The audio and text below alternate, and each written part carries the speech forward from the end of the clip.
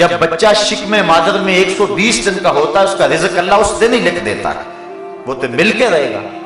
تمہاری زندگی کا جو وظیفہ ہے، جو تمہارا رب تم سے مطالبہ کرتا ہے، تم اس کی طرف آؤ نا۔ تمہارا رب تم سے کیا کہہ رہا ہے؟ تمہاری ہرس تو ساری زندگی پوری نہیں ہوگی۔ لاکھ پتی بنو گے تو سوچو گے کروڑ پتی بن جائے، کروڑ پتی ہو جاؤ گے تو سوچیں گے ارب پتی بن جائے، ارب پتی ہو جاؤ گے تو سوچو گے کھرب پتی بن جائے۔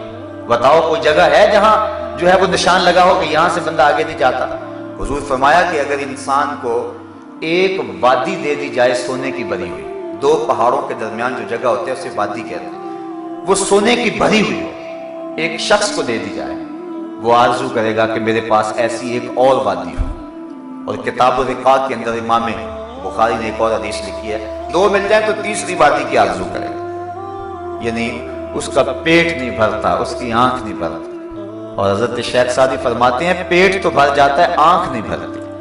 اور رومی کہتے ہیں کوزائے چشم حریصاں پر نشد تا صدف کانے نشد پر در نشد، حریص کی آنکھ کا پیالہ نہیں بھرتا جب تک وہ سیپ جو ہے وہ قناعت اختیار نہیں کر لیتا تو اس میں موتی نہیں آتے۔ انسان جب تک قناعت نہیں کرتا اتنی دیر تک اس کا دل غنی نہیں ہوتا، چونکہ جو غنا ہے وہ کثرت مال و زر سے نہیں ہے۔ حضور علیہ السلام نے فرمایا بے شک غنا تو دل کا غنا ہے۔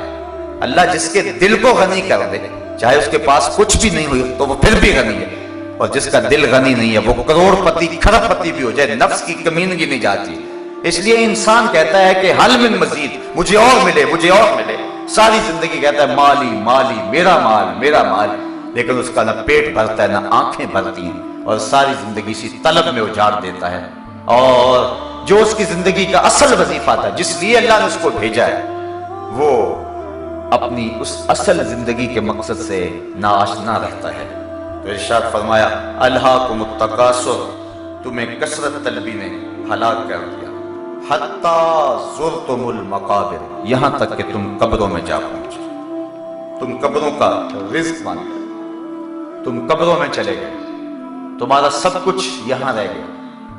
امام ترمذی نے حدیث کی تخریج کی ہے کہ روزانہ قبر پکارتی ہے انا بیت الغربہ وانا بیت الوحدہ وانا بیت التراب وانا بیت الدود، میں تنہائی کا گھر ہوں، میں کیڑے مکوڑوں کا گھر ہوں، میں مٹی کا گھر ہوں، اور میں غربت اور مسافرت کا گھر ہوں۔ روزانہ پکارتی ہے بندے کو، اور بندہ ہے کہ غافل زمین کے پیٹ پہ چلتا رہتا ہے اور ساری زندگی گزار دیتا ہے۔ جب موت آتی ہے پھر ہاتھ ملتا ہے، لیکن پھر ہاتھ ملنے سے کچھ نہیں ہوتا، قبل اس سے کہ وہ وقت آئے ابھی اپنی زندگی کو نیکی کا حسن اور جمال دے لے۔ وقت پر کافی ہے ایک قطرہ بھی آب خوش ہنگام کا، جل گیا جب کھیت برسا می تو پھر کس کام کا۔ پھر ہاتھ ملنے کا کیا فائدہ جب کچھ پلے نہ رہا۔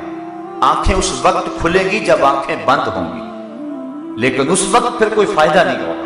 کاش کہ ہم آنکھیں بند ہونے سے پہلے ہی آنکھیں کھول لیں اور دیکھیں کہ ہماری زندگی کا مقصد کیا ہے۔ مہربانی کر کے اس چینل کو سبسکرائب کریں اور زیادہ سے زیادہ اس ویڈیو کو شیئر اور لائک کریں۔